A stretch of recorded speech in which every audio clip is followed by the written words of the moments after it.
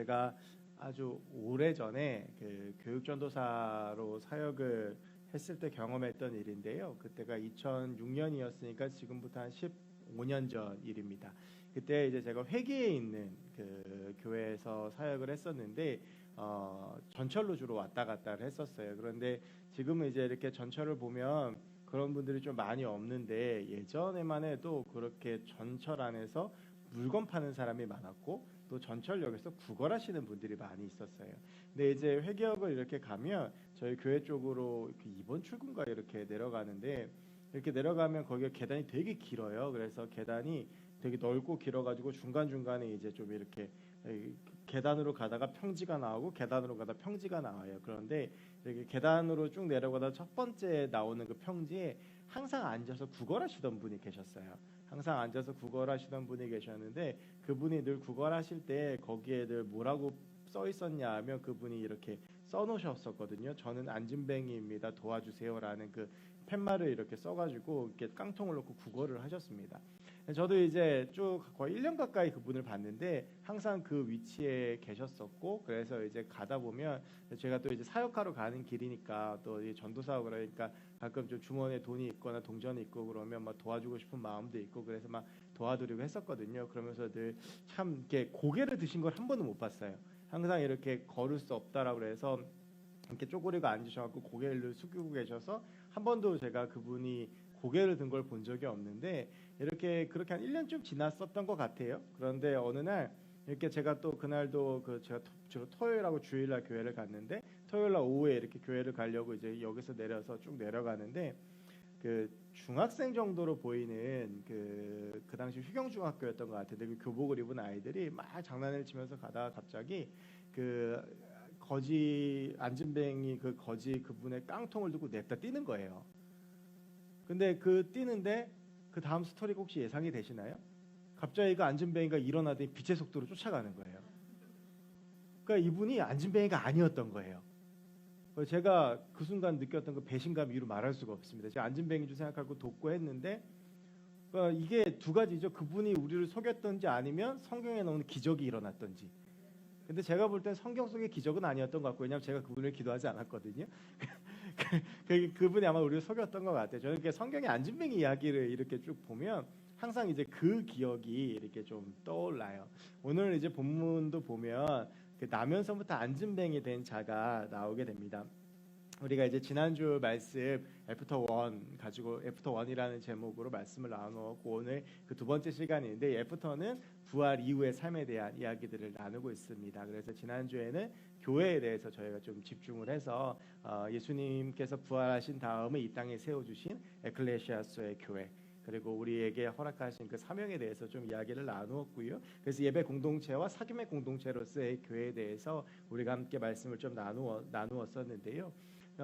지난주 말씀 혹시 기억하실지 모르겠지만, 이 교회가 세워지는 데 있어서 굉장히 결정적인 역할을 했던 사람이 있습니다. 누구죠? 교회가 세워지는데 결정적인 역할을 했던 사람. 예수님께서 그 이름을 바꾸어 주신 사람. 원래 이름은 시몬이었던 사람, 베드로입니다. 그래서 이 베드로라는 사람을 통해서 하나님께서 이 땅 가운데 교회를 세워 주시는데, 먼저 이 베드로를 통해서 교회를 세우시는데, 지난주 말씀을 잠깐 생각해 보면 그 베드로의 마태복음 16장 16절 고백을 통해서 예수님께서 교회를 세우셨다라고 말씀드렸던 거 기억하시죠? 그래서 이 주는 그리스도시요 살아계신 하나님의 아들이시니이다, 이 고백을 들으신 예수님께서 그 당시 가장 흔한 이름이었던 시몬이라는 그 이름을 게바라고 하는 반석이라는 뜻의 이름으로 바꾸어 주시고, 이것이 아람어고 이것이 그 당시에 통용되는 헬라어로 바꾸면 베드로예요. 그래서 베드로라는 이름으로 바꾸어 주시고, 그 이름 위에다, 그 고백 위에다 교회를 세우겠다라고 약속하시면서 에클레시아라고 하는 이 교회의 용어를 처음으로 예수님께서 사용하십니다. 그래서 회당에서 교회로서 이제 우리의 그 신앙이 전환되어지게 되죠. 성전 신앙, 회당 신앙에서 우리가 예배원으로서, 예배자로서 예배에 참여하게 되는 예배자로서 부름을 받게 되고, 그렇게 이 땅 가운데 교회를 예수님께서 세우실 것을 처음으로 말씀을 하세요.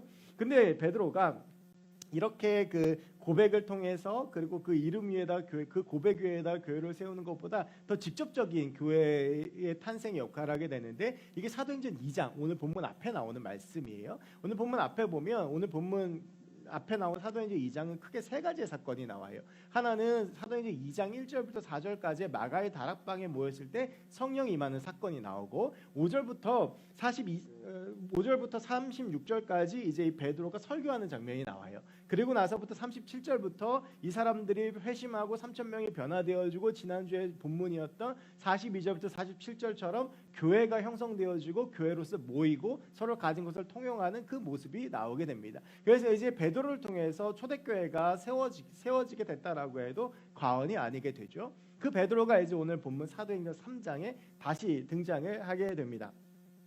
오늘 1절 말씀에 보면 제9시 기도 시간에 베드로가 성전에 올라갔다라고 되어져 있어요. 여기서 제9시는요, 우리 시간으로는 오후 3시입니다. 이 시간에 두 가지 의미가 있어요. 하나는 원래 유대인들은 하루에 3번 기도를 했습니다. 3시, 6시, 9시예요.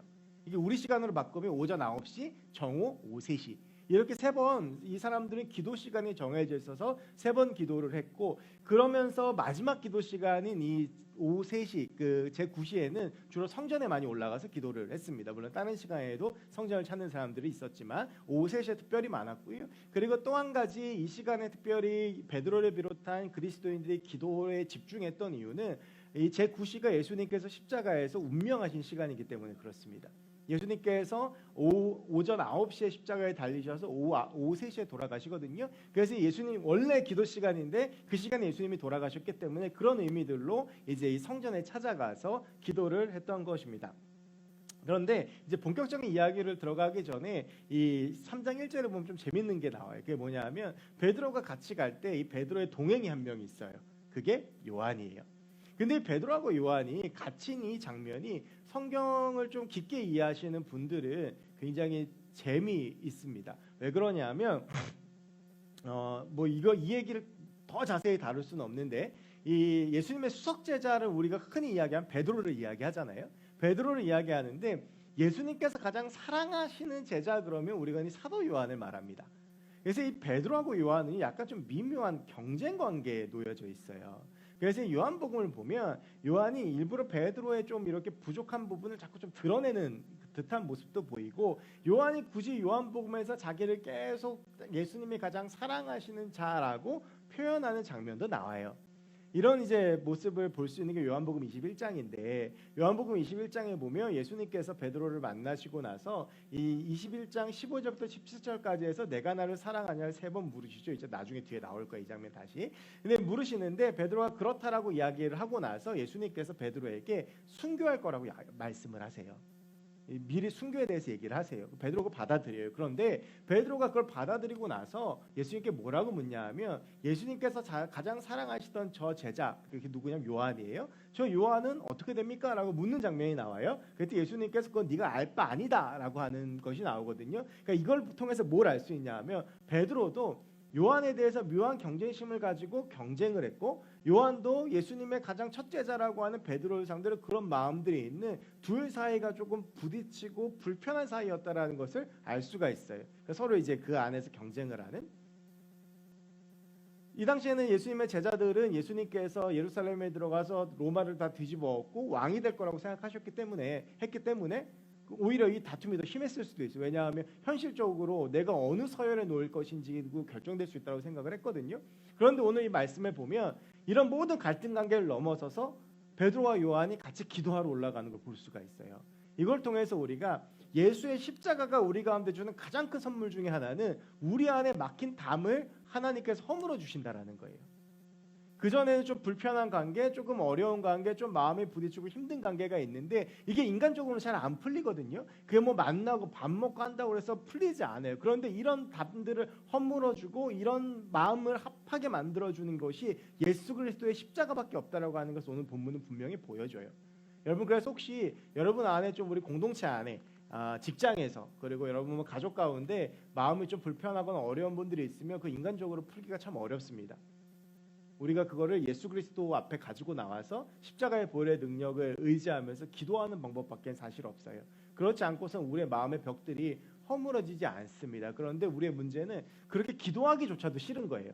내가 마음이 한번 좀 상하고 막 마음의 벽이 생기고 이게 갈등이 심해지고 여러분 그런데 그런 것들이 우리 주님과의 해결될 수 있으니까 그런 문제들을 가지고 예수님 앞에서 좀 기도하시고 해결해 보셨으면 좋겠어요. 그렇게 해서 우리 공동체가 그렇게 될 때 우리 공동체가 진짜 하나가 될 수 있습니다. 이제 본격적으로 이제 오늘 이야기를 좀 들어가 보면 오늘 사건의 중요한 이야기가 2절부터 나와요. 나면서부터 못 걷게 된 이들을 사람들이 메고 성전에 들어가는 사람들에게 구걸하기 위해서 날마다 미문이라는 성전 문에 두었다라고 되어져 있는데요. 여기서 미문의 미자가 아름다울 미자예요. 그러니까 성전에서 아름다운 문. 그래서 사람들의 왕래가 가장 많은 곳이에요. 여러분 구걸을 하려면 사람들이 없는 곳에 가서는 구걸할 수가 없겠죠. 이 사택 앞마당에서 구걸을 하면 구걸이 잘 안 될 거예요. 왜냐하면 오고 가는 사람이 목사님들밖에 없으니까 뭐 그분들이 도와주는 게 끝이란 말이에요. 구걸을 제대로 하려고 그러면 수유역으로 나가든지 사람이 많이 모이는 곳에 가야 아무래도 경우의 수가 더 늘어나겠죠. 그러니까 이제 이 사람들이 어디로 가면 구걸을 많이 할까 생각했을 때 사람들이 가장 많이 왕래하는 시간, 가장 많이 왕래하는 곳을 찾았는데 그게 제9시의 성전 미문이었어요. 이 9시가 되면 많은 사람들이 성전으로 기도를 하러 올라갔고 그리고 그 사람들이 가장 많이 왕래하는 문이 성전의 여러 문 중에 미문이라고 하는 곳이었는데 이 사람은 나면서부터 못 걷게 된 사람이었기 때문에 이 사람을 다른 사람들이 메어다가 그 자리에 내려주면 구걸을 하고 다시 메고 가고 오늘 특별히 본문을 쓴 누가는 이 사람을 그냥 안진뱅이라고 표현하지 않고 나면서부터 못 걷게 된 자라고 표현을 해. 이거는 걸을 수 있는 가능성이 전혀 없다라고 하는 거예요. 의사였던 누가는 거기에 집중하면서 이 사람은 어쨌든 뭐 생물학적으로든 어떠한 뭐 의학적으로든 절대 걸을 수 없는 사람이라는 전제를 하고 오늘 이야기를 시작을 해요.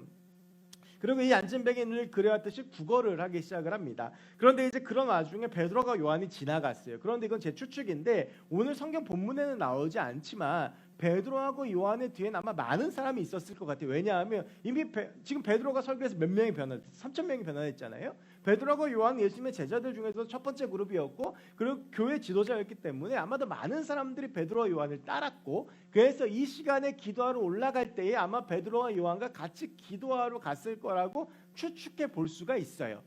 그러니까 여러분 생각해 보세요. 이 거지의 입장에선 한 무리가 지나가는데 그들의 리더로 보이는 두 사람이 지나가니까 저 사람들 정말 대단한 사람인 것 같다라는 생각을 하지 않았겠어요? 그러니까 뭔가를 좀 얻을 수 있겠다라는 생각으로 구걸했을 것 같아요. 그런데 그렇게 지나가던 베드로와 요한이 지나가다가 주목하여서 그 안진뱅이를 보게 됩니다. 그 안진뱅이를 보면서 그리고 그를 부릅니다. 뭐 이보시오, 여보세요 이렇게 불렀겠죠. 자 여러분 이게요 우리가 성경 이야기를 모른다라고 생각을 하고 논리적으로 생각을 했을 때 지나가는 사람이 앉아서 구걸하고 있던 사람을 부르면 그 다음에는 무슨 일이 일어나야 될 것 같습니까? 도와줘야 되겠죠. 안 도와줄 거면 어떻게 해야 돼요? 그냥 가면 돼요. 굳이 불러가지고 도와주지도 않고 갈 이유가 없는 거죠. 그리고 여러분 생각해 보세요. 조그마한 소액을 도와줄 거면 굳이 부를 필요가 있습니까? 없습니까? 없어요. 부른다는 건 뭔가 좀 이렇게 지갑에서 뭐 10,000원짜리가 나온다든지 좀 거액의 돈이 나왔을 때 불러서 좀 생색도 그러는 거 아니에요? 그러니까 거지도 그런 마음으로 아마 이 사람들을 보지 않았을까 싶어요. 그런데 그 다음에 이어지는 베드로의 말이 굉장히 충격적이에요. 그래서 3장 5절에 보면 무엇을 얻을까요? 당연하죠. 불렀으니까. 그것도 그냥 지나가는 사람이 아니라 많은 무리를 이끌고 지나가는 사람이 불렀으니까 무엇을 얻을까요? 봤는데 그 다음에 이어지는 베드로의 말이 뭐냐 하면 은과금은 내게 없지만 이에요. 예전 찬양 중에 은과금 나 없어 내게 있는 건 내게 주니 나사렛 예수 이름으로 일어나 걸으라 이런 찬양 있죠. 이게 그 말씀이에요. 여러분 이 거지 입장에서 황당한 거예요. 여러분 열받지 않겠어요? 여러분들이 만약에 거지 입장이라고 생각을 해보세요. 내가 구걸하고 있어요. 그런데 지나가는 사람이 갑자기 나를 불러요. 봤어요. 그랬더니 뭘 줄까 해서 이렇게 보고 있는데 갑자기 날 부르더니 야 내가 가진 게 없어. 그러고 그냥 간다 그러면 이게 얼마나 열받겠어요. 이게 지금 이 거지의 상황이라고 하는 거죠. 지금 완전 사람 놀리는 거예요. 그런데 이제 오늘 이 무엇을 얻을까여서 베드로와 요한을 쳐다보았던 이 안진뱅이 거지와 그리고 이 사람을 불렀던 베드로 이 두 사람을 비교하면서 오늘 말씀을 좀 깊게 나누어 보려고 하는데요. 먼저 여러분 3장 5절에 나오니 무엇을 얻을까라는 시각으로 바라본 이 사람은 부활을 경험하기 이전의 사람이라고 볼 수가 있어요. 예수 그리스도의 십자가의 능력과 보혈을 의지하지 못한 사람의 시각은 어떤 시각이냐 하면 무엇을 얻을까 하여 보는 거예요. 여기서 무엇을 얻을까라고 하는 것은 물질적인 거, 우리가 흔히 이야기하는 세상적인 거, 우리의 육체의 만족과 욕심에 관련된 것들입니다. 그런데 부활을 경험한 사람들은 더 이상 그것들이 중요하지 않아요. 베드로는 은과 금은 내게 없으나 내게 무엇이 있다고 고백하냐 하면 나사렛 예수의 이름이 있다라고 고백을 해요. 그러니까 무엇을 얻을까가 중요한 것이 아니라 중요한 것이 예수 그리스도로 바뀌어지는 거예요. 부활을 사는 사람들에게 있어서 가장 먼저 바뀌는 것은 뭐냐 하면 시각입니다. 어떠한 시선으로 세상을 바라보고 어떠한 시선으로 문제를 바라보느냐예요. 세상을 나의 욕망, 나의 욕심, 나의 생각과 가치를 중심으로 바라보던 시각이 예수 그리스도를 중심으로 바라보는 시각으로 바뀌는 거예요. 우리는 여전히 무엇을 얻을까에만 몰두할 수 있고 그것이 나의 기분을 결정하고 나의 삶을 결정하고 나의 인생을 결정할 수 있다고 생각을 해요. 그런데 세상을 바꾼 사람들은 많은 것을 얻은 사람들이나 많은 것을 가진 사람이 아니라 그런 것들이 없더라도 예수의 이름을 가진 사람이었어요. 그게 성경에 나오는 위대한 사람들이었습니다. 여러분, 우리가 흔히 이야기하는 성공이라는 것이 무엇입니까? 많은 것을 얻고 많은 것을 소유하는 삶을 우리는 흔히 성공이라고 하고 세상은 그것이 우리에게 성공이라고 가르치지만, 그래서 그것에 실패한 우리를 실패자라고 하지만 그리스도의 삶과 승리, 행복은 세상적인 것을 소유하는 것에 있지 않습니다. 우리가 모든 것을 다 잊어버리더라도 오직 한 가지 예수 그리스도만을 소유하면 됩니다. 이 가치를 깨닫는 것이 부활을 경험하고 부활을 사는 그리스도인인 것입니다. 우리의 삶에 있어서 최고의 가치가 예수 그리스도가 되어야 되는 거예요. 여전히 우리는 어쩌면 무엇을 얻을까요? 세상을 바라보고 사람을 바라보고 하나님을 바라볼 수 있습니다. 그런데 우리가 바라보아야 되는 것은 그런 것들이 아니라 은과 금이 비록 내게 없더라도 오직 내가 붙잡아야 되는 가장 귀한 이름 예수 그리스도가 되어야 되는 것입니다. 여러분, 그런데 베드로의 인생도 예수님을 진정으로 만나고 변화되기 전까지는 이 안진뱅이와 같이 무엇을 얻을까요? 예수를 바라보고 세상을 바라보았던 사람입니다. 여러분, 이 예수님의 제자들이 예수님을 왜 따라갔을까? 마태복음 20장 20절부터 28절까지의 말씀에 보면 제자들끼리 싸우는 장면이 나와요. 이 장면이 어떻게 시작이 되냐면 세베대의 아들들의 어머니, 그러니까 야고보와 요한의 어머니예요. 자기 아들 둘을 데리고 와서 예수님께 내 아들을 하나는 예수님의 우편에 하나는 주의 좌편에 주의 나라가 올 때 세워주십시오라고 이야기를 해요. 여기서 말하는 주의 나라는 우리가 흔히 이야기하는 천국과 하나님의 나라를 말하는 것이 아니라 예루살렘 입성을 바로 눈앞에 둔 때이거든요. 그러니까 예루살렘에 들어가서 예수님이 진짜 왕이 되실 줄 알았어요. 그렇게 되면 내 아들들을 가장 높은 자리에 세워달라고 하는 부탁이었어요. 예수님께서 그것이 아니라고 가르치시죠. 그런데 이걸 들은 나머지 10명의 제자들이 난리가 났어요. 서로 싸워요. 이걸 통해서 우리가 분명히 알 수 있는 것은 뭐냐면 예수님의 제자들이 예수님을 따랐던 것은 무엇을 얻을까 하여 따른 거예요. 돈을 얻을까, 권력을 얻을까, 권세를 얻을까요? 예수를 따랐던 사람들이 예수님의 제자들이었어요. 그러니까 그 기대들이 무너지니까 어떻게 되고 예수님 팔고 도망가고 부인하고 저주한 거예요. 이게 베드로의 모습이었어요. 그랬던 베드로가 예수님의 부활 이후에 어디로 가냐 하면 갈릴리 바다로 가요. 지금 베드로에게 뭐가 중요한 거예요? 먹고 사는 게 중요한 거예요. 갈릴리 바다에 가서 이 갈릴리 바다에서 그물을 내리면서 자기의 삶을 필요한 것들을 얻기 위해서 돈 버는 삶을 살아가는 거예요. 그런데 그럼 그에게 예수님께서 찾아오셨어요. 아까 제가 말씀드렸던 요한복음 21장 15절부터 17절의 말씀에 그 대화가 예수님과 베드로 사이에 오고 가죠. 예수님께서 물으시죠. 내가 나를 사랑하느냐? 그랬더니 베드로가 네 주님, 내가 주님을 사랑합니다라는 3번의 이 고백이 왔다 갔다를 해요. 그러면서 그때마다 주님께서 내 양을 치라고 해서 사명을 주시는데, 여러분 이 질문을 잘 보면 한 가지 재밌는 게 있어요. 이 예수님께서 똑같이 3가지의 질문을 하시는 것 같은데 요한복음 21장 15절에 나오는 첫 번째 질문은 그 다음에 나오는 두 번째, 세 번째 질문하고 달라요. 두 번째, 세 번째는 내가 나를 사랑하느냐라고 물으세요. 그런데 첫 번째 질문은 어떻게 묻고 계시냐면 내가 이 사람들보다 나를 사랑하느냐라고 물으세요. 예수님께서 첫 번째 질문으로는 분명히 확인하시는 거예요. 내가 여기 있는 이 사람들보다 나를 더 사랑하냐. 그리고 나서 이 부분을 해결하시고 그리고 나서 이 부분을 빼고 내가 나를 사랑하느냐라고 두 번을 물으시거든요.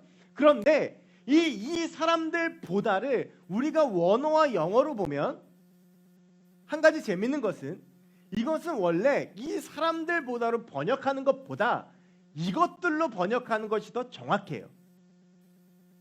영어 성경에는 this로 돼 있고 헬라어 원어를 봐도 물건을 지칭하는 대명사로 돼 있어요.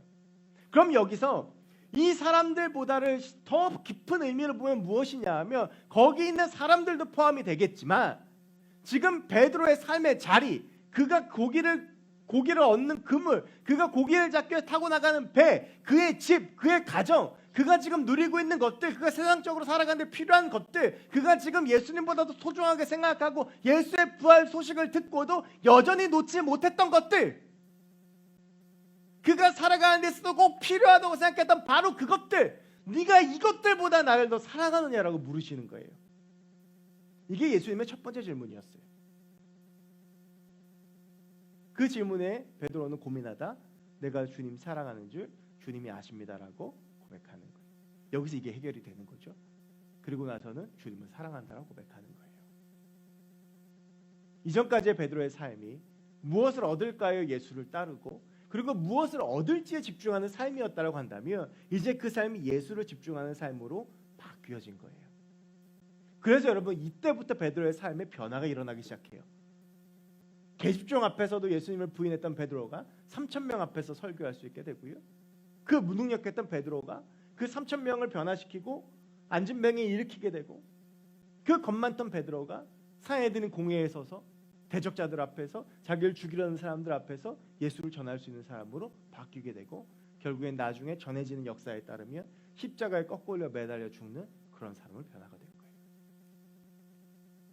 여러분 어쩌면 우리는 지금도 무엇을 얻을까에 집중하며 살아가고 있는지도 모릅니다. 이 안진뱅이처럼 예수님을 바라볼 때에도 무엇을 얻을까. 그래서 여러분 우리가 하는 기도의 대부분이 무엇을 얻을까에 집중하는 기도들이 많아요. 무엇을 달라고 하는 기도, 예수님께서 내게 무엇을 주실까라고 하는 것. 원래 예배도요. 우리가 은혜 받았다는 말을 많이 하지만 원래 예배의 본질은 받는 게 아니라 드리는 거예요. 우리가 예수님께 드리고 나서 그리고 우리가 그 예배를 드렸을 때 나타나는 하나님의 영광을 통해서 우리가 그 영광을 보고 은혜를 받는 것인데 우리는 여전히 무언가를 받는 데에만 집중이 되어져 있어요. 여러분 근데 이 말씀을 오해하시면 안 돼요. 그리스도인들이 돈을 버는 거, 열심히 사는 거, 부자 되는 거, 날 위해 투자하는 거, 재산을 위해 증식하는 행위들 이게 다 죄고 이게 잘못됐다는 건 아니에요. 중요한 건 그게 없더라도 예수님만 있으면 살 수 있느냐라는 거예요. 내가 지금 그것을 얻기 위한 삶을 살아가고 있는가 아니면 그것들을 통해서 하나님께 영광 돌리며 예수님이 원하는 삶을 살기 위해서 몸부림치고 있는가 그것에 대한 질문인 거예요. 지금 우리는 무엇을 얻을까 해서 집중하면서 정작 중요한 예수 그리스도를 잊어버리는 거예요. 이 성전 문 앞에 있는 이 안진뱅이는 무엇을 얻을까에 집중하여 사람들이 다 기도하러 가는 그 시간에 기도의 자리에 있는 것이 아니라 구걸하는 자리에 있는 거예요. 그리고 지나가는 사람들을 통해서 내가 무엇을 얻을까 하루의 만족 그 유익을 위해서만 살아가고 있는데 혹시 우리의 삶은 그렇지 않습니까 여러분? 우리가 살아가는 이 치열한 삶이 무엇을 위해서 살아가는 것입니까? 우리가 정말 치열하게 살아가며 직장에서 가정에서 학교에서 최선을 다해서 살아가는데 우리가 이 삶을 살아가는 목적이 과연 예수 그리스도를 위해서입니까? 아니면 여전히 무엇을 얻을까 하여 그것에 집중하며 나아가는 것입니까?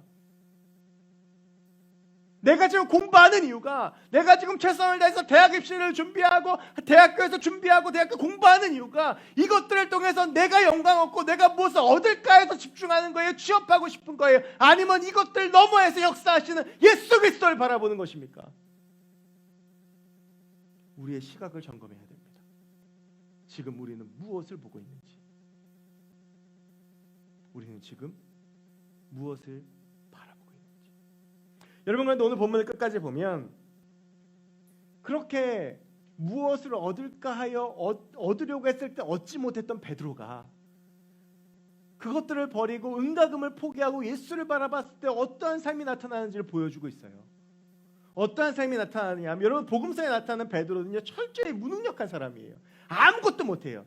말만 많고 실수하고 속된 말로 나대다가 맨날 예수님한테 책만 받고, 이게 베드로예요. 복음서에서 베드로의 모습을 보면 이렇게 답답한 사람이 없어요. 그런데 사도행전에 나오는 베드로는 전혀 다른 모습이에요. 한 번 설교해서 3,000명이 변화되어지고, 이게 제 꿈이에요. 제 기도 제목이에요. 저는 이렇게 100명 이렇게 설교해도 변화된 사람 참 찾기 힘든데, 한 번 설교했는데 3,000명이 변화되고 세례 받는다? 이거 제 기도 제목이에요. 나에게도 이런 일이 있으면 좋겠다. 거기다가 더군다나 3,000명은 다 불신자예요. 믿는 사람들 앞에 놓고 설교하기도 힘든데 3,000명 불신자 놓고 설교했는데 다 변화되고 눈물 흘리고 세례 받은 거예요. 이게 베드로의 능력이에요. 그리고 그 베드로의 능력이 절정이 어디냐면 사도행전 3장, 바로 오늘 본문이에요. 오늘 본문을 쓴 누가는 의사기 때문에 의학적으로 알아요. 나면서부터 못 걷게 된 자라고 강조하는 건 뭐예요? 이 사람 걸을 수 없다는 거예요.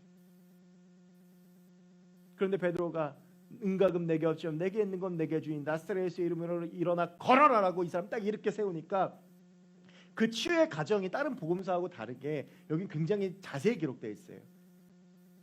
발과 발목의 힘줄에 힘을 얻고, 그 다음 주목해야 될 게 뭐냐 하면 이 사람이 뛰었다라는 거예요. 여러분, 우리가 다리가 부러지거나 그러면 다시 걷기 위해서 반드시 거쳐야 되는 과정이 있죠. 재활이에요. 우리가 걷다가도 다리가 다쳐서 좀 못 걷게 되면 재활의 과정이 필요해요. 그래야 정상적으로 보행할 수 있어요. 제가 이제 곧 오른쪽 팔이 부러진 지가 1주년이 되거든요. 얘가 아직도 안 돌아왔어요. 아직도 지금 아프고 시큰거리고, 그리고 지금도 글을 좀 많이 쓰면 지금 막 여기 팔이 아파요. 제가 지금 장학금 추천서 쓰다 와가지고 팔이 아파요. 이게 사람의 몸이에요. 그런데 오늘 본문은 어떠냐 하면 이 사람이 바로 나면서부터 못 걷게 된 사람이 힘을 얻어갖고 뛰었다라고 되어져 있어요. 불가능한 일이 일어난 거예요.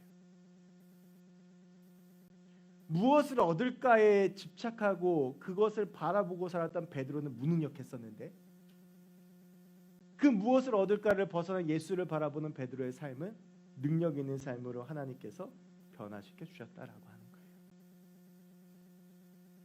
여러분, 우리는 무엇을 바라보며 살아가야 되겠습니까? 그럼 우리가 어떻게 하면 무엇을 얻을까를 집착하던 삶에서 예수를 바라볼 수 있느냐? 다른 여러 가지가 있겠죠. 오늘 본문에서 발견하는 거 다시 1절로 가면 베드로는 기도했다는 거예요. 여러분, 복음서에는요 베드로가 기도했다라는 게 한 줄도 나오지 않아요. 심지어 겟세마네 기도에서 예수님께서 가서 기도하자고 했을 때 다 뭐 했어요? 존 게 아니고 잤어요. 3번을. 그랬던 베드로가 오늘은 기도의 사람이 돼요.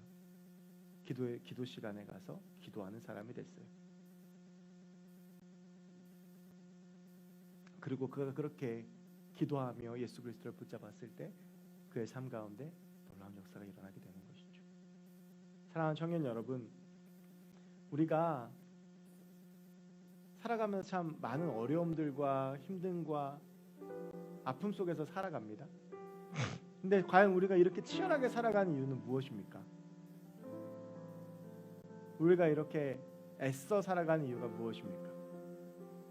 그것이 나의 욕심과 욕망과 나의 만족 때문이라면 그것은 대단히 잘못된 삶입니다. 우리는 은과 금은 내게 없지만 내게 있는 것을 내게 준다. 바로 그것이 예수 그리스도라고 하는 이 베드로의 고백이 있는 삶을 살아가야 됩니다. 비록 내가 지금 세상적인 만족을 구할 수 없고, 내가 가진 것들이 별로 없고, 내가 세상적으로 그렇게 실패한 삶일지 모르겠지만, 근데 내 삶에는 예수가 있다. 그 삶 가운데 하나님은 역사하시고, 그 삶 가운데 하나님은 하나님의 일들을 보여주신다고 저는 믿습니다. 우리가 기도할 때, 우리가 기도하며 철저하게 예수 그리스도를 붙잡을 때, 우리의 시각 가운데에서 무엇을 얻을까의 그 시각을 예수님께서 예수를 바라보는 시각으로 바꿔주실 줄로 믿습니다.